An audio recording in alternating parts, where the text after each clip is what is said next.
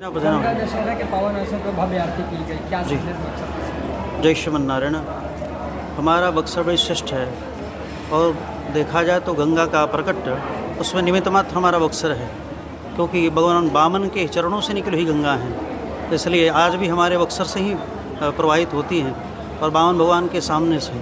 तो आज के ही दिन धरती पर गंगा अवतरण हुआ, इसलिए लोग श्रद्धा से आज के दिन गंगा दशहरा के रूप में मनाते हैं और जो भी आज के दिन गंगा स्नान करता है उसके सारे पाप अपने आप में समाप्त हो जाते हैं, ऐसी महिमा है जी। इसलिए प्रतिवर्ष यहाँ गंगा आरती दिव्य रूप से मनाई जाती है, ठीक है ना।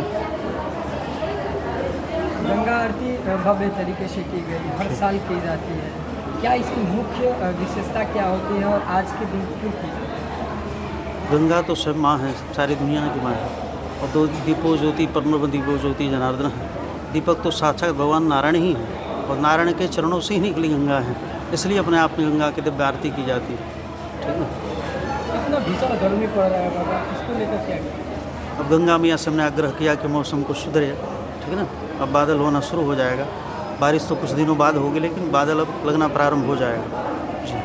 नदियों के रूप में कहने वाले लोग क्या कहेंगे? ये सब मंद बुद्धि के लोग हैं, ठीक है ना, जिनको ज्ञान का अजरण हो चुका है, अपच हो चुका है, ऐसे लोग ही साधारण नदी समझे। वो तो हमारी माँ है जो सारी दुनिया को अपने आप को जीवन देता है, अन्न की व्यवस्था करता है। या तो ब्रह्म है वो साक्षात या फिर माँ है वो, ठीक है ना। तो सारी दुनिया की जल की व्यवस्था करती है, क्योंकि जल साक्षात ब्रह्म है।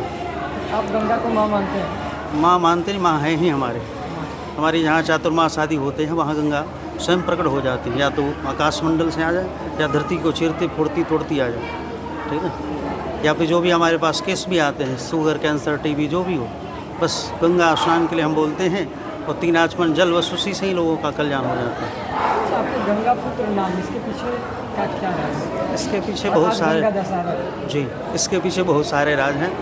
तो अनेक कथाएं लोग कहते हैं। तो गंगा पुत्र, गंगा मैया की विशेष कृपा बचपन से रही, ठीक है ना। जब भी हम जहाँ भी जाते हैं उस क्षेत्र में गंगा जरूर पहुँच जाती है, ऐसी महिमा है और सारे रोगों का निवारण गंगा से ही हो जाता है। हम तो कुछ जानते ही नहीं, ना तंत्र, ना मंत्र, ना कोई विद्या, लेकिन गंगा की विशेष कृपा है।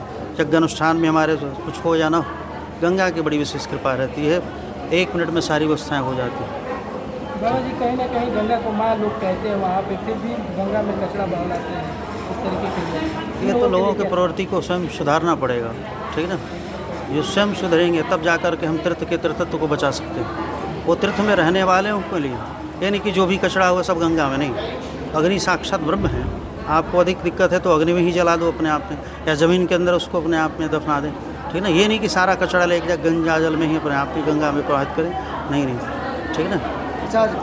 प्रसाद साक्षात भगवान है, प्रसादम जगदीशस्य, इसलिए प्रसाद लेकर के ही जाना चाहिए। कितनी भी आफत विपत कुछ भी आवे, लेकिन प्रसाद जब मिले तो प्रसाद लेकर के। कितने लोग जल्दीबाजी में नहीं स्वामी जा रहे बड़ी जल्दी है, नहीं।